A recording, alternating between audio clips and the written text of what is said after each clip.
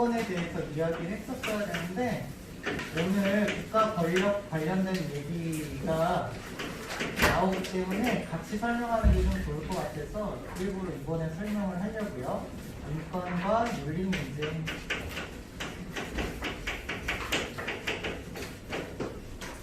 윤리 문제에 대해서 이야기해보려고 합니다. 인권의 의미는 매우 중요한데요. 시험 문제에는 안 나와요. 그래서 뭐 자세히 알고 싶으신 분들은 읽어보시면 되겠지만 굳이 뭐 인간의 기본적인 권리, 태어날 때부터 주어져 있는 인간의 기본적인 권리다 뭐 이렇게 생각하시면 되죠. 그냥 우리는 중요한 것들, 시험 문제에 나올 만한 것들 몇 가지만 좀 정리를 할 텐데 뭐 다 알고 있는 거예요. 인간의 권리는 누구에게나 보편적으로 주어져 있죠. 흑인, 백인, 황인, 뭐 여성, 남성 할 거 없이 누구에게나 주어져 있고 언제부터 주어져 있다라는 게 보통의 의견이냐면 태어날 때부터 주어져 있다. 성부성을 지녔다. 태어날 때부터 가졌다. 하늘이 부여한 성품이다. 때문에 이걸 누구든 침해하면 된다, 안 된다. 불가침성을 지닌다. 이런 뭐 특별한 그런 특성을 가지고 있다 이렇게 생각을 해주시면 될 것 같고요. 이 인권을 인권의 종류를 이제 나눠보신 부분에 대해서 이야기할 텐데 여러 사람이 있는데요. 이걸 모두 포괄할 만한 사람이 요즘 등장을 해가지고 그 사람 얘기를 하자면 바사크라고 하시는 프랑스 사람이고요. 이분이 이제 3세대 인권 을 주장을 하시면서 프랑스 혁명에서 나타난 혁명 이념을 바탕으로 인권에 대해서 설명을 하고 계십니다. 먼저 1세대 인권인데요. 이거는 우리 2학년 때 정치와 법 시간에 나왔던 그 기본권 할 때 했던 소극적 권리라고 생각하시면 돼요. 소극적이다라고 하는 표현은 내가 뭘 해서 얻는 게 아니라 다른 사람이나 내가 하지 않아서 얻어지는 권리예요. 얻어지는 권리. 그래서 이게 소극적이다라는 표현을 쓰는데요. 그래서 표현하기로는 뭐뭐로부터의 자유, 뭐뭐로부터의 자유, 권리다라는 방식으로 쓰여졌죠. 프랑스 혁명이 일어날 당시에는 왕이 자기 마음대로 정치를 했잖아요. 그래서 시민들의 권리를 많이 뺏었어요. 제3권, 자유권, 평등권 이런 걸 뺏었기 때문에 그런 것들을 뺏지 않고 보장해주는, 자유롭도록 내버려두는 그런 의미에서의 권리다라고 해서 소극적인 인권이라고 하고요. 대표적인 인권으로는 우리가 자유권 같은 아이들이 여기 해당한다 이렇게 생각하시면 될 것 같습니다. 그 다음에 2세대 인권은요. 이렇게 그냥 내버려 두기만 해서 인권이 보장되는가라고 봤더니 그렇지 않다라는 거죠. 가난한 사람과 부자인 사람들의 차이가 너무 커지고 사회적인 약자가 등장을 하고 뭐 환경오염 문제가 등장을 하는데 그냥 내버려 두기만 한다고 해서 이런 문제가 다 해결되지 않았어요. 그래서 국가가 개입해 줌으로써 인권을 보장하는 그런 인권이 생겨나게 되었어요. 이걸 국가에 의한 자유다. 권리다 라는 표현으로서 보장되는 권리, 보장을 받음으로써 이루어지는 권리를 이야기할 때 이걸 쓰고요.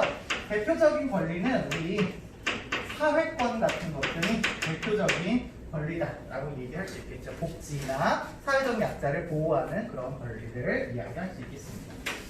이거는 이제 바사크만 얘기하신 거고 3세대 인권 이고요. 이게 뭐 프랑스 혁명에서 자유, 이게 평등을 의미했다면 이거는 가계를 의미하는 내용이에요.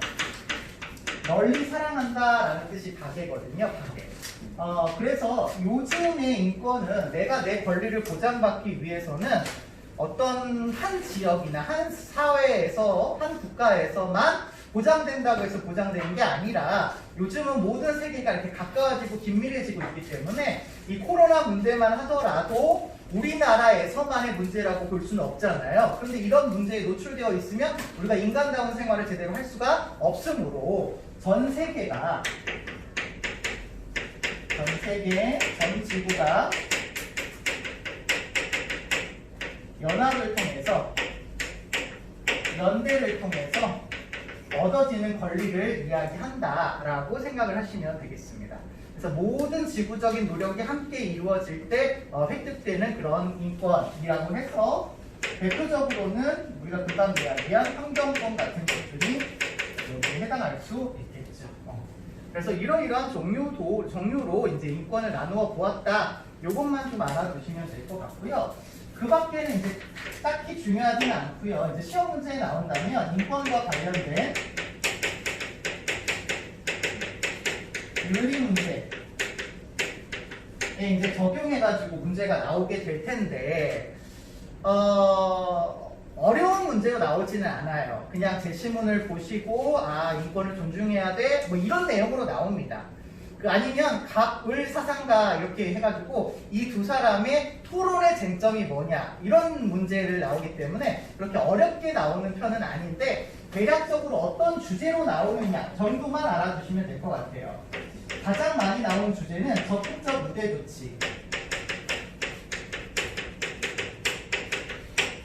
와 관련해서 가장 많이 나왔고요. 적극적 무대 조치는 기존에 차별을 받아왔던 사람들, 이런 계층들에게 어떤 가산점과 같은 특혜를 제공함으로써 그런 차별을 없애려고 하는 우대 정책을 이야기합니다. 보통은 그래서 이거는 가산점 제도, 우리 군 가산점 제도 이런 거 아시잖아요. 남자들이 2년 동안 군대를 갔다 오는 기간을 어떤 병력에 쳐주는 거라든지 뭐 이런 것들을 이제 이야기하는 거죠. 그 밖에 이제 뭐 우리나라에서 적용되고 있는 경우라면 여성 할당제, 장애인 할당제,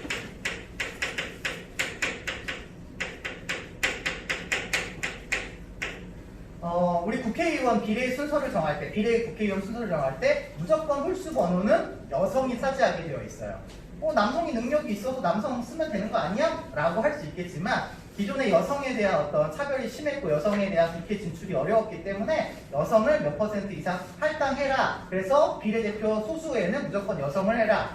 장애인도 뭐 얼마 해라. 이렇게 하고 있기는 한데요. 이게 장애인 고용 같은 경우에는, 장애인 할당 같은 경우에는 이제 의무사항은 아닌 것 같아요. 그래가지고 작년에 작년인가요? 언제 했죠?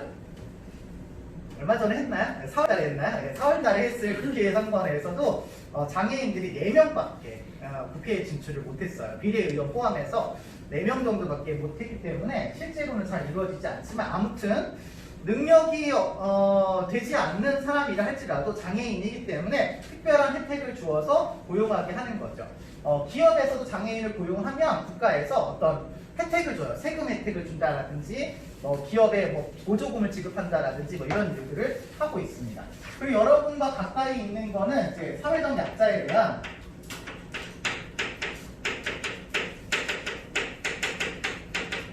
특별한 대입 전형이 있죠. 장애인은 장애인 대입 전형이 따로 있고 사회적 약자를 배려해가지고서는 고른 기회 전형 이런 거 있잖아요. 네, 이렇게 해서 이런 것들이 있는데 이거에 대한 찬성과 반대와 관련된 의견들이 나오게 될 수 있습니다. 아무래도 찬성하는 입장에서는 사회적인 약자를 보호해야 된다. 그게 공리주의라면 사회적인 이윤을 창출하는 일이기 때문에 해야 된다. 라고 보겠고 어떤 사람들은 이전에 그 차별받아온 사람들한테 혜택을 주는 게 당연한 거지 이렇게 보는 사람도 있겠지만 거꾸로 내가 능력이 있음에도 불구하고 장애인이 고용되거나 장애인이 대학에 합격을 해서 나는 들어갈 수 없는 이런 상황이 발생하는 건 역차별이다 이렇게 생각할 수도 있겠습니다. 그래서 다양한 의견들이 있는데 여러분이 이게 뭐다 이렇게 해가지고 찬성 반대 이런 입장만 찾아주시면 될 것 같아요. 비슷한 맥락에서도 부유세와 관련된 내용이 우리 수특에 나오고 있는데 부자에게 세금 더 내게 하는 게 부유세라고 생각하시면 돼요. 그래가지고 롤스나 로직 입장에서 이걸 찬성하겠니 반대하겠니 이걸 물어보겠죠. 그래서 롤스 입장이라면 부유세 내는 거를 뭐 하겠고 찬성하겠고, 로직 입장이라면 반대하겠고 이렇게 알아두시면 될 될 것 같습니다. 이 정도 그냥 생각해 주시면 돼요. 이거하고 관련해서 이런 일을 보통 누가 하냐면 국가가 하죠. 그래서 국가 권력이라고 하는 것이 어떻게 해서 정당성을 지니고 있고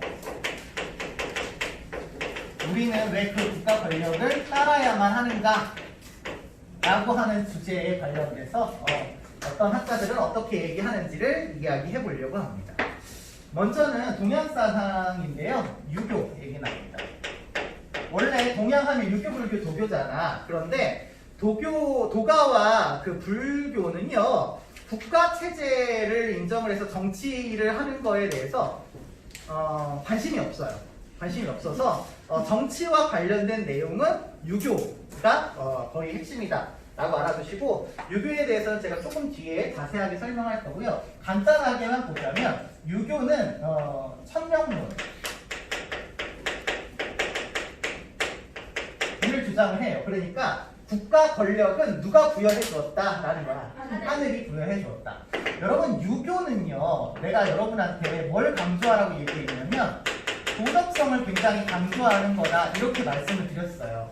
도덕적인 이상을 달성하기 위해서 유교에서는 끊임없이 공부해야 되고 수양해야 되고 막 이런다라고 이야기했었어요. 심지어 경제적인 요건이나 자기 목숨보다도 도덕성을 이루는 일이 더 귀하다, 이렇게 보는 사람이라고 했잖아. 그래서 도덕성을 강조했는데 이 도덕성을 누가 부여해 줬어요? 하늘이 부여해 줬잖아요. 그렇기 때문에 이 하늘이 도덕적인 어떤 이상 국가를 실현하기 위해서 국가의 지도자나 국가 권력을 부여했다라고 보는 견해가 많이 있고요. 또 하나가 이렇게 여기다 써야 되겠나? 여기다 쓸게요. 유교에서 정말 강조하는 것이 이제 민본주의를 강조하고 있어요. 누굴 근본으로 여겨라? 백성을 근본으로 여겨라. 백성을 근본으로 여기는 백성의 마음이 곧 누구의 마음이다? 하늘의 마음이다. 민심이 곧 천심이다. 이렇게 이야기하시면서 백성을 잘 보살피는 그런 권력을 좀 정당성을 지녔다, 이렇게 표현하기도 했죠. 그래서 이런 면에서의 유교가 나오지만 뭐 그렇게 중요한 내용은 아닌 것 같고요. 두 번째는 플라톤 씨. 플라톤은요, 그 계급을 주장하시죠. 네. 능력에 따라서, 타고난 능력에 따라서 계급이 결정이 되고 그 계급이 자신의 역할을 잘 하면 국가 안에서 조화를 이룰 수 있다, 이렇게 얘기하죠. 타고난 덕의 실현을 위해서는 누가 있어야 된다?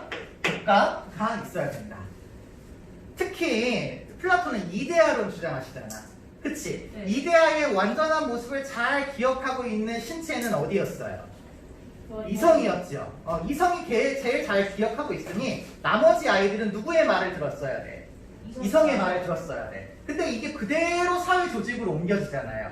그래서 그 이데아의 완전한 통치 이념을 잘 알고 있는 통치자의 나머지 아이들이 따라줘야지만 이상적인 국가가 이루어진다, 이렇게 보고 있으니까요. 국가는 그런 의미에서 정당성을 지닌다, 정의를 실현하기 위해서 국가는 필요하다라고 플라톤은 이야기하십니다. 세 번째는 아리스토텔레스.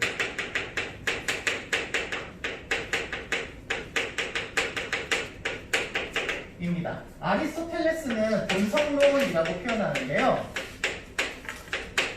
아리스토텔레스는요, 일단 여러분 제가 그 예전에 설명을 영상으로 올리긴 했지만 모든 존재는 목적을 지니고 태어나요.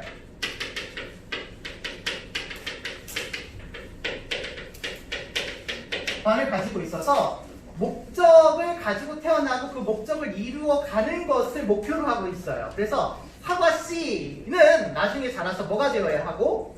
사과, 나무와 사과 열매를 맺는 게 목표인 거고, 인간은 인간이라고 하는 존재가 하고 싶은 일을 하는 게 자아를 실현하는 게 목표예요. 인간이라고 하는 존재는 그 자아 실현이라고 하는 걸 통해서 자신의 목표를 달성하는데, 그 자아 실현을 통해서 얻어지는 최종적인 목적이 뭐냐라고 본다면 행복입니다. 인간은 행복을 추구하는 존재예요. 행복을 추구하는 존재. 그런데 이 행복을 추구하기 위해서는 아리스토텔레스가 이런 얘기를 하죠. 인간은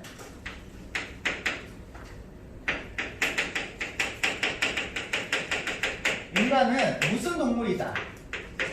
그렇지. 인간은 사회적 동물이다. 사회적 동물이다. 정치적 동물이다.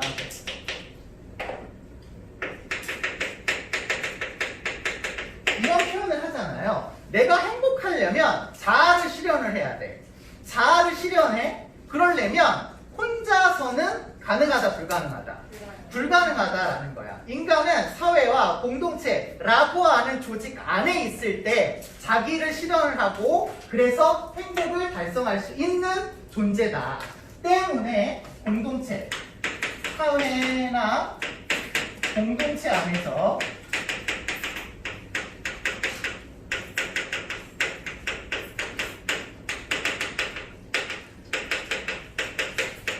자아 실현이 가능하다. 때문에 그 공동체 중에서 최고의 공동체는 국가다.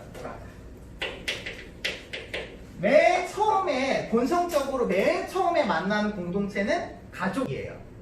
그리고 나서 이게 커지면서 사회, 마을 뭐 이렇게 돼가는 거죠. 그리고 제일 이상적으로 큰 공동체는 어디? 국가라서 이 국가라고 하는 공동체 안에 우리가 들어와 있어야 행복이라고 하는 목표를 이룰 수 있다. 행복이라는 덕을 달성할 수 있다라고 주장을 하시고 있는 겁니다. 그래서 인간의 본성상 우리는 국가라고 하는 조직을 만들고 그 권위에 복종할 수밖에 없다. 그래서 우리 아리스토텔레스의 정의 이야기할 때 일반적인 의미에서의 정의는 국가를 잘 유지하기 위해서 뭐에 복종하는 거? 법에 복종하는 거. 이렇게 이야기했었잖아요. 그래서 이런 의미에서의 국가 권력의 의미가 있다. 이렇게 생각해 주시면 되겠습니다. 네 번째는요. 휴입니다. 휴는요. 윤사에서 좀 나오시는 분이라서 실제로 시험 문제에는 안 나올 수도 있습니다만 그래도 혹시 몰라서 일단은 써드리자면 이분은 혜택론 주장하시는 분이에요. 혜택론 주장을 하시는데 국가가 우리한테 병원도 만들어주고 도로도 만들어주고 기차도 만들어주고 했으니까 그걸로 우리가 편안하게 이용했으므로 우리는 그에 대해서 보답해야 된다. 의 의미로 국가 권력을 인정하고 복종해야 된다. 이렇게 얘기합니다. 국가로부터 받은 혜택에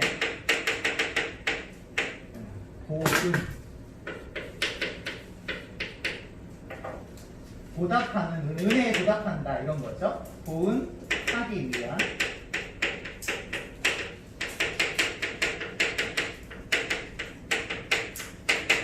국가의 정당성을 인정하고 있습니다. 그렇다라고 한다면 거꾸로 국가가 혜택을 아무것도 주지 않았어. 그러면 국가 권력에 복종할 필요가 있나요? 없나요? 없다. 이렇게 휴문이 얘기합니다.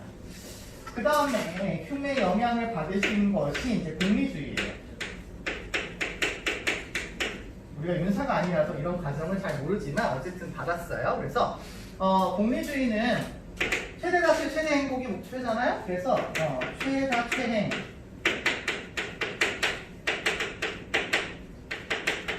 이라고 하는 목표 유용성을 국가를 통해서 산출이 된다라고 보았어요. 그렇기 때문에 국가가 만든 권위와 법에 복종할 때 우리 모두에게 도움이 된다, 이익이 된다 이렇게 생각하고 있는 아이들이 공리주의입니다. 뭐 어렵지 않은 얘기예요.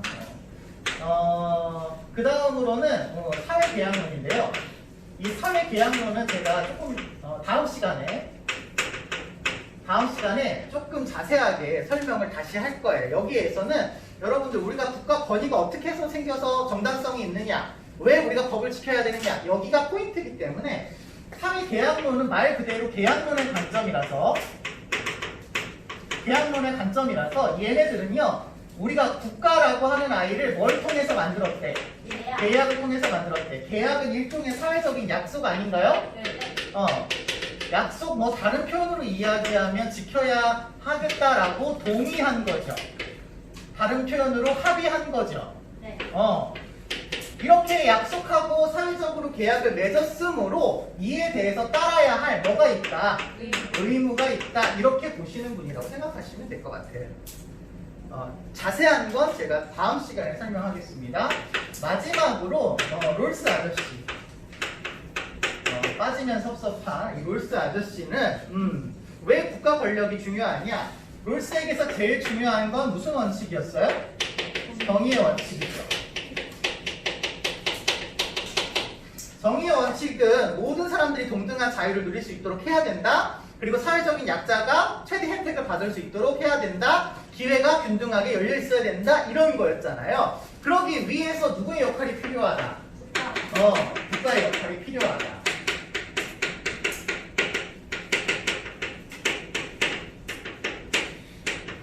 강조를 하셨던 거고요. 그 정의의 원칙을 모두가 동의했나요? 다수결인가요? 소수가 동의했나요?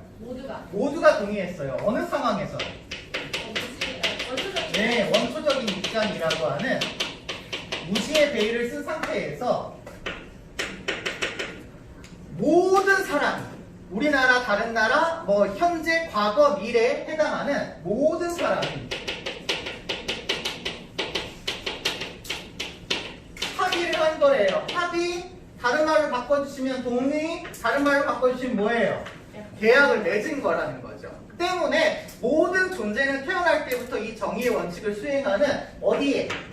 국가 권력에 인정을 하고 따라야 하는 뭐가 생긴다? 의무가 생긴다라고 해서 롤스는 자연적 의무론이라는 표현으로 부르게 됩니다. 자연적 의무론이라는 표현으로 부르게 됩니다. 됐을까요? 네. 자, 이제 조금 더 구체적으로 얘기하려고 해요. 그렇다라고 한다면 이러한 국가의 권력을 가졌을 때 국가는 어떤 역할을 해야 됩니다. 국가의 역할과 국가가 해야 되는 일들에 대해서 좀 알아볼까 합니다. 이게 조금 더 구체적이다 이제 생각을 하시면 되겠고요. 먼저는 유교 이야기할 겁니다. 여러분 유교는 무슨 성 강조? 도덕성 강조예요. 그러면 국가가 해야 될 역할은 도덕성을 잘 증진시키는 일이라고 보시면 되겠죠. 그쵸? 네. 그걸 어떻게 해서 얘기를 하느냐를 볼 건데요. 먼저 공자 선생님에 대한 이야기부터 살펴보겠습니다. 공자 선생님은 나라를 다스릴 때 다스리는 사람이 누구예요? 왕이죠? 네. 왕이죠. 왜? 생소해? 왕이 다스려야 되잖아요. 그 왕이 권력을 누구로부터 부여받았다? 하늘로부터 부여받았단 말이야. 하늘로부터 백성한테 안 부여받았어요. 하늘로부터 부여받았기 때문에 그 하늘로부터 부여받은 권리에 맞는 행동을 하셔야 돼요. 그래서 공자는 사람들을 다스릴 때 도덕으로 다스리는 게 바람직하다라는 덕치를 주장을 합니다. 도덕성을 가지고 백성을 다스려야 돼요. 그러려면 내가 무슨 성을 지니고 있어야 돼? 도덕성을 지니고 있어야 돼. 그래서 군자는 임금다운 도덕성을, 신하는 신하다운 도덕성을 지니고 있어야 되니까 무슨 사상 강조했다? 정명사상을 강조했다. 이렇게 얘기할 수 있겠고, 그때에 먼저 자기 자신이 도덕성을 가지고 다른 사람을 통치해야 되니까 먼저는 자기 자신이 수양을 해야 돼. 먼저는 그래서 자기 자신이 도덕성을 갖기 위해서 수양을 하고, 그리고 나서 다른 사람을 다스릴 수 있는, 아닌 다른 사람을 편안하게 한다, 다스린다는 의미예요. 자기가 먼저 수양을 하고 나중에 백성을 다스리기 위해서 먼저 군자로서의 도덕성을 갖는 것을 나라를 통치하는 어떤 자의 의무다라고 보았다. 이렇게 생각하시면 되겠습니다. 그러면 이제 결론인데요. 공자 선생님이 바라던 이상사회, 사실은 앞에서 얘기했어야 되는데 우리가 수업을 안 했기 때문에 지금 이야기하는 거고요. 결국은 공자가 원하는 이상사회는 도덕성이 잘 실현된 사회거든요. 그걸 공자가 표현하기로는 대동사회다 이렇게 표현하셨어요. 이 대자 좀 기억해 주시고요. 큰 대자입니다. 크게 하나가 되는 사회를 이야기하는데 이거 누구하고 대비되는 거냐면 노자의 소국감인가 소자와 구별하기 위해서 요거를 좀 알아두시면 좋을 것 같아요. 대동사회는 말 그대로 크게 하나가 되어지는 사회이고요. 도덕적인 이상사회입니다. 그냥 쉽게 얘기하면. 근데 우리는 시험 문제를 좀 대비를 해야 되기 때문에 어떤 사회가 좀 도덕적이고 이상적이냐? 공자 선생님의 말씀에 의하면 대동사회라 함은 큰 도가 행해지는 사회이고요. 큰 도라 하면 이제 도덕성이겠죠. 그런 사회에서는 신분에 따라서 등용이 되는 게 아니라 능력이 있는 사람이 등용이 됩니다. 능력이 있는 사람이 등용이 되고, 그리고 가난한 자, 과부, 고아, 병자가 나라로부터 버려짐을 받지 않고 돌봄을 받는 사회래요. 그런 의미에서 대동사회는 뭘 강조했다라고 얘기하셔야 되냐면 사회 복지를 강조했다. 요거 하나 생각하셔야 되고요. 사람들이 도덕적이어서 도둑이 없어서 문을 걸어 잠그지 않고 길에 재물이 떨어져도 죽지 않았다. 뭐 이런 얘기가 나오거든요. 그래서 도덕적인 이상향이 높으면서 또 하나 재화가 고르게 분배됐어요.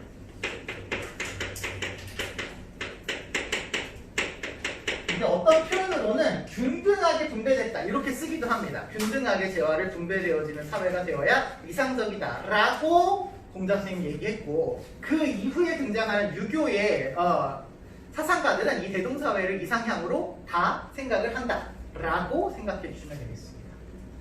너무 힘들지요? 힘들지요?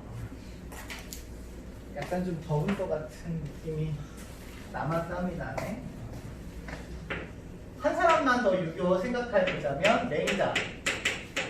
앞에 내용과 겹치지만 제가 수업을 잘 안 해가지고 온라인 수업만 해가지고 오프라인으로 안 해서 그냥 설명을 또 하는 겁니다. 맹자 선생님은 그대로 이 사람 공자 선생님의 사상이 여기 들어왔다 생각하시면 돼요. 그래서 맹자 선생님의 말만 달라진 거야. 말만. 내용은 똑같아요. 맹자 선생님 왕도 정치 주장하십니다. 왕이 뭘 가지고 정치해라라는 거야? 도덕성을 가지고 정치해라라는 거니까 이거 그대로 얘기한 거예요. 덕치 그대로 얘기한 겁니다. 덕치와 정명사상을 계승했다.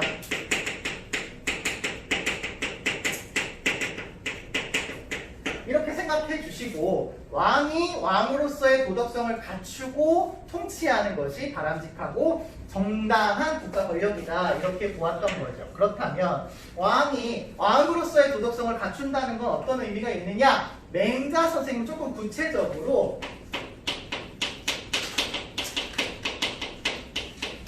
백성을 근본으로 여기는 정치를 하는 것이 왕으로서의 덕을 가지고 있는 거다 이렇게 표현하시면서 이런 표현까지 쓰십니다. 백성이 가장 귀하고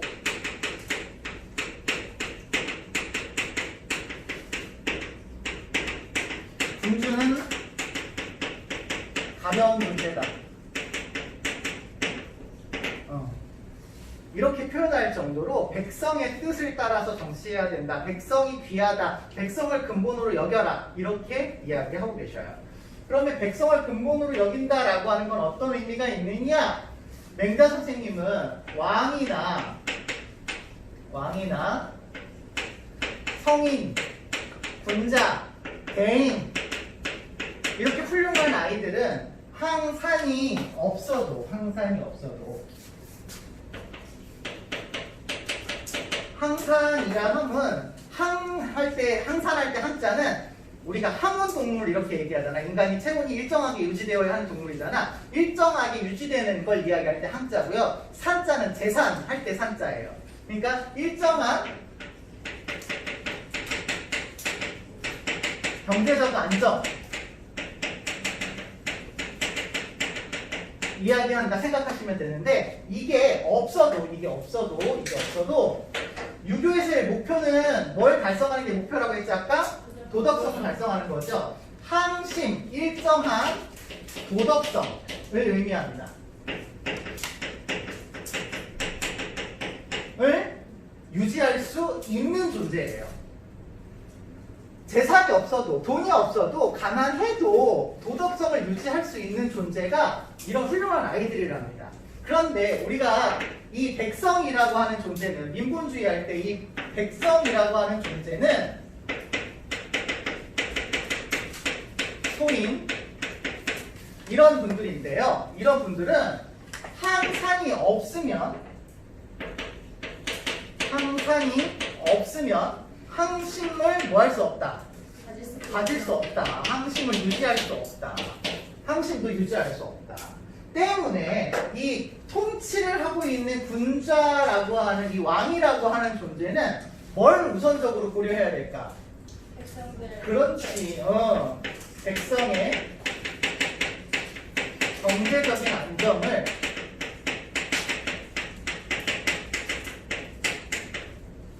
우선적으로 고려해야 된다. 이런 얘기를 하셔요. 근데 오해하시면 안 되는 게 우선 고려한다는 거지 이게 중요하다는 얘기는 아닙니다. 중요도는요. 뭐가 더 중요하냐면 도덕성과 경제적인 안정 중에서 뭐가 더 중요한 거냐면 도덕성이 중요한 거예요. 도덕성이 중요한 건데 백성이 도덕성을 지니게 하기 위해서 순서상으로 먼저 경제적인 안정을 우선 고려해라. 이런 얘기인 겁니다. 이해되시죠? 이런 일을 하셔야 되는데 왕이 이런 일을 못해.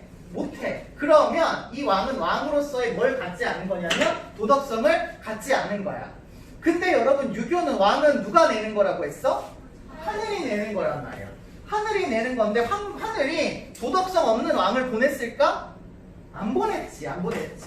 하늘이 왕을 세웠다라고 하는 건 도덕성 있는 왕을 세웠어야 되는데 왕이 왕으로서의 제대로 역할을 하지 못하는 그런 왕이라고 한다면 하늘이 보낸 왕이 아니야. 하늘이 보낸 왕이 아닌데 왕 노릇을 하고 있는 건 일반 사람이 왕의 자리를 뭐 한 거랑 똑같다냐면 빼앗은 거와 똑같대요. 도둑질한 거와 똑같대요. 그래서 그 왕은 왕 자리에서 몰아내야 된다. 이렇게 얘기하죠. 이걸 맹자는 역성혁명이라고 합니다. 역성할 때 역성은 성을 바꾼다라는 거예요. 옛날 왕조는 세습이 되었잖아요. 예, 미안해요. 세습이 되었기 때문에 성씨가 똑같았어. 우리 조선시대도 무슨 씨? 이씨. 고려시대는 왕씨. 신라시대는 나중에 김씨가 계속 세습을 했잖아요. 이런 것처럼 똑같이 세습을 했으니까 이 왕이 왕답지 않으면 그 성을 뭐 해야 된다? 바꿔야 된다. 이런 얘기죠.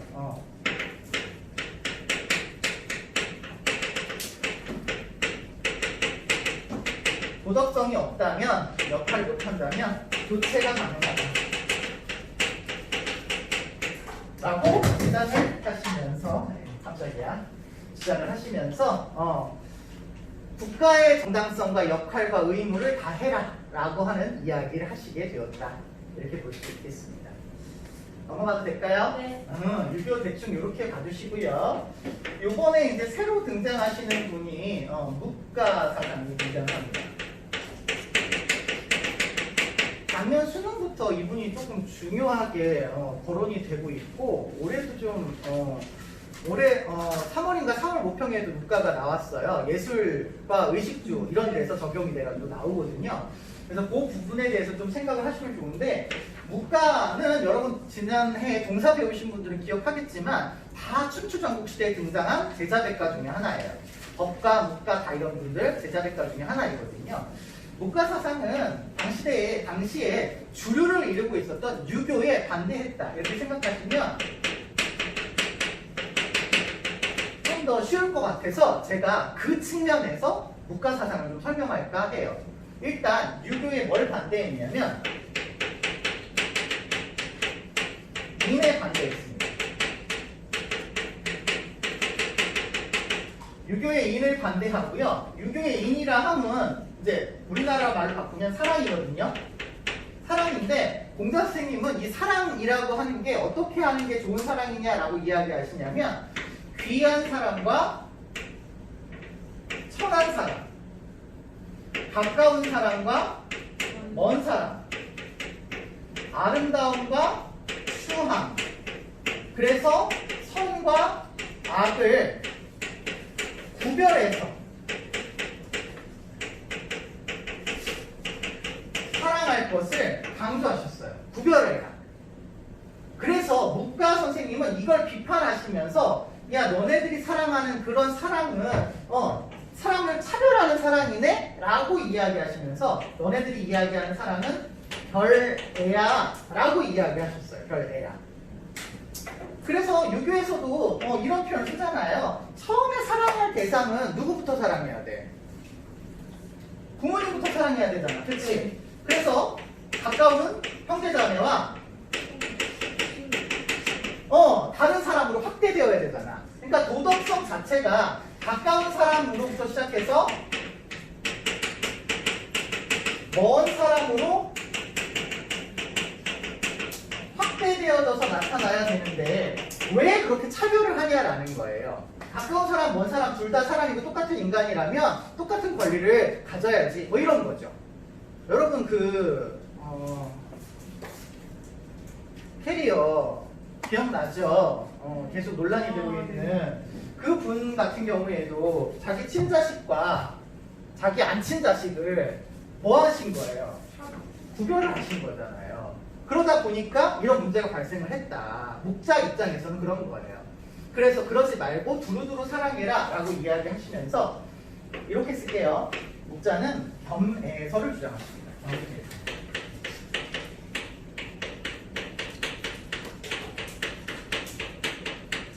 겸애설. 자신과 자기 가족과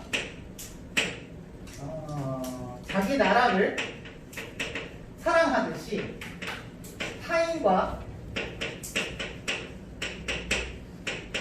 다른 사람의 가족과 다른 국가도 동등하게 사랑해라. 동등하게 사랑해라.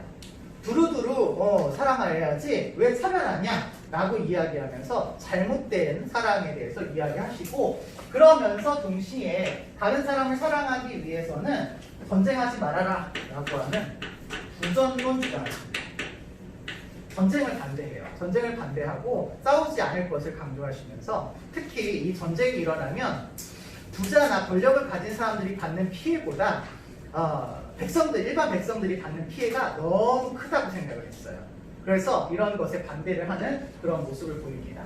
오늘 목자까지만 좀 하려고 하니까 조금만 더 할게요. 미안합니다. 네.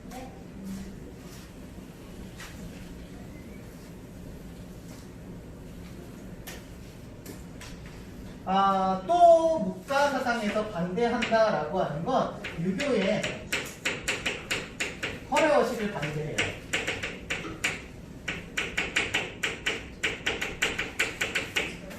유교는 자신의 그런 예절을 지키고 이러는 거 허례허식이라고 보지 않을 건데요. 유교에서는 상장제례 엄청 강조합니다.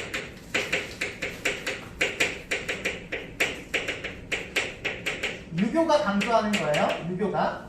유교가 강조하는데 이거에 반대한다라는 거죠. 왜 반대하냐면 이 상장제례 여러분 생각해 보시면 장례식이나 제사나 이런 걸 치르는데 돈이 많이 들어요? 조금 들어요? 많이 들어요. 선생님도 작년에 우리 할머니가 돌아가셔가지고 장례를 치러보니까 별거 아닌 일을 했는데도 엄청나게 비용이 많이 들더라고. 그런데 옛날에는 더 심하게 했죠. 형식과 제도를 갖추어서 해야 되고 유교에서는 그런 걸 굉장히 중시했고 또 공자 선생님 자신이 어머니가 돌아가셨을 때 신우살이를 3년인가를 하셨잖아요. 그러면서 3년 동안은 부모님이 돌아가시면 묘 벽에서 지키면서 있는 것이 효도다라고 하는 생각을 가지고 있었던 게 유교란 말이야. 그래서 아무 일도 안 하고 3년 동안 그냥 묘지만 지키고 있는 이런 일들을 하시고 매 제사 때마다 가장 좋은 거를 차려가지고 돌아가신 분에 대해서 기리는 그런 제사인연을 하는 것을 사치하고 낭비하는 일이다 라고 보고 반대하셨어요. 그래서 이런 장례라고 하는 게 뭐 중요하다면 간단하게 해라 라고 하면서 뭐라고 얘기하냐면 간단한 장례, 절약하는 장례 이렇게 해서 절장론을 주장을 하시게 됩니다. 절장론. 하나 더 있습니다. 유교에서 또 강조하는 게 예악사상을 강조해요. 유교는 예의가 음악의 규칙과 맞다 라고 생각을 했어요. 그래서 음악을 규칙적으로 이렇게 도덕적으로 이렇게 잘 활용을 해서 도덕성 향상에 기여할 것을 강조하셨거든요. 그래서 공자 선생님 음악 굉장히 좋아했어요. 가야금 엄청 잘 타시고 배고프면서 밥은 굶어가면서 뭐 보름인가 뭐 며칠 동안을 계속 가야금을 밤새 연주하고 뭐 이랬대요. 예. 엄청나신 분이죠. 예, 정말 이런 사람이에요. 예, 항산이 없어도 도덕성을 유지하는 아주 훌륭하신 분인데 우리는 그럴 수가 없죠. 이런 것들을 너무 강조하니까 옛날에는 음악이나 예술 활동들이 보통은 귀족들을 위해서 일반 백성들을 위한 게 아니었기 때문에 이것도 사치와 낭비를 위반한다. 그래서 백성들의 삶을 궁핍하게 만든다 라고 해서 반대하셨던 거죠. 그리고 얘는 비약도 음악을 강조하지 않았다 이렇게 생각하시면 되겠습니다. 음악을 하더라도 사치하고 낭비하지 않는 그런 의미에서의 어떤 좋은 음악을 해야지 이런 형식과 규범에 맞는 음악은 별로 좋지 않다. 중국 영화 같은 것도 보시면 음악이나 예술 활동이 되게 화려하다 이런 느낌을 많이 받잖아요. 우리 경극 같은 것도 보시면 엄청 뭐 치장하고 나오고 막 이러잖아요. 그러니까 목자 선생님이 봤을 때는 굉장히 낭비와 사치를 초래하는 그런 것들이다라고 생각을 했던 거죠. 그래서 일반적인 백성의 삶을 궁핍하게 만들므로 이런 것들보다는 실제의 어떤 이익에 맞는 하나 또 써야 되네 어머나 실제 이익에 맞는 그런 것들을 강조하셨어요. 그래서 미안합니다. 말하면서 생각나네요. 교상리를 주장을 하십니다. 교상리. 이익을 서로 나누는 그런 것들이 좋은 거다. 라고 교상리.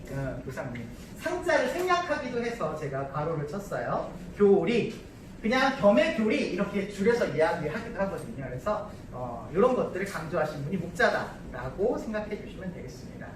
여기까지 보실게요.